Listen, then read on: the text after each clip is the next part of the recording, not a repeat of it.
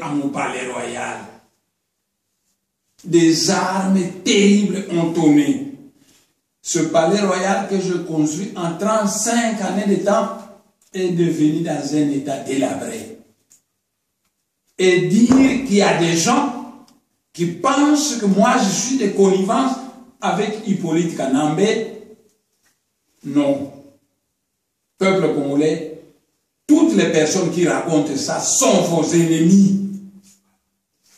Peuple congolais, avez-vous vu un politicien qui a appelé Hippolyte Kanambe? C'est Tutsi Rwandais. Tout le monde l'appelle le président Kabila. Je suis le seul à l'avoir appelé Hippolyte Kanambe. Et je vous demande, peuple congolais, quand va l'heure, ce n'est pas l'heure. Et après l'heure, ce n'est pas l'heure. Tshisekedi est parti. Jean-Pierre Mbemba, Hippolyte Kanambe l'a paralysé à la Cour pénale internationale en corrompant avec les richesses du Congo. Tshisekedi, on l'a tué. Et Félix Tshisekedi a assassiné son père sous la promesse qu'il recevra le poste de Premier ministre. Quant à mon compatriote Sikila Dokolo, je regrette seulement qu'il ne connaît pas les réalités du Congo. Je regrette seulement que quand on a massacré 1 millier d'adeptes de Bunda le Bas Congo, Chebeya est mort pour ça. Chebeya a préparé un dossier pour la Cour pénale internationale au sujet des massacres de Bundabo. Je regrette que mon frère Sikila Dokolo n'a casqué aucun sou pour voler au secours de ses frères Bakongo. Mais qu'on ait massacré des Balouba et des autres, il a casqué beaucoup de sous. Je lui rappelle une chose, que moi j'ai connu son père. Son père, c'est quelqu'un que j'apprécie sérieusement. Et moi, je ne vois pas d'inconvénient que Sikila Dokolo devienne, par exemple, le Premier ministre du Congo. Moi, je ne vois pas d'inconvénient. Mais qu'il se rende compte qu'en Afrique, le vote est tribal. C'est tout.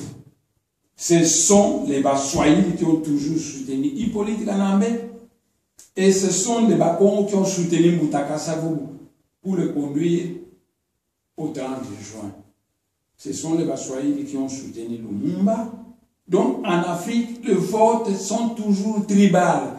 Si mon frère Sindika Dokolo se dissocie de sa tribu de Bakongo, moi, je ne sais pas qui va le voter en RDC. Or, en moi, il a un allié puissant qui a connu son père, qui apprécie bien son père. Mais s'il nous tourne le dos, nous serons obligés de tourner aussi le dos. C'est tout. Donc, je le répète une fois, peuple congolais, ne vous laissez pas démotiver. Avez-vous vu quelqu'un qui a appelé cet homme, cet intrus, Hippolyte Kanambe? Non. La guerre du Bas-Congo. Mais je vous l'avais déjà décrit, qu'Hippolyte Kanambe voulait provoquer des guerres partout pour éviter les élections. Et que c'est Mante Ezolo qui lui a donné le prétexte pour provoquer une guerre du Bas-Congo.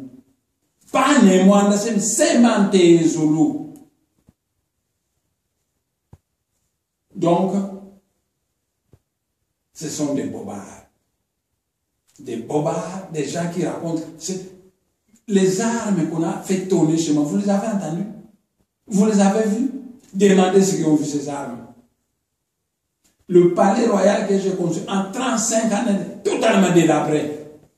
Mais je demande à l'ONU de venir voir mon palais royal, comment on l'a délabré. C'est tout.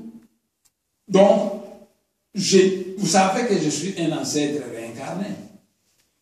En dehors des hommes, moi j'ai des chefs spirituels qui sont des dieux.